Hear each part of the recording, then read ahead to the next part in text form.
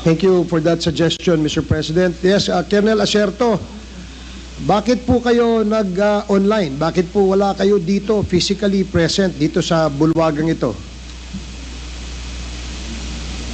Sorry po, hindi ko po maintindihan. Bakit po? Paano po yung audio?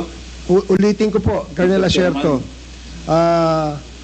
Pwede po bang malaman bakit wala po kayo dito physically dito sa bulwagang ito nang sa ganon ay kayo po'y makaharap dito sa committee hearing ng Quadcom? Pwede po bang malaman kung anong rason? Ako po ay, Mr. Chairman, ako po ay nagtatanong dahil ako po ay pinapapatay ni dating Pangulong Duterte dahil sa ginawa kong report tungkol kay Michael Yang at Alan Lim. Kung pinapatay kita, bakit buhay ka pa ngayon? Buka pala. 1 minute. Thank you for that suggestion, Mr.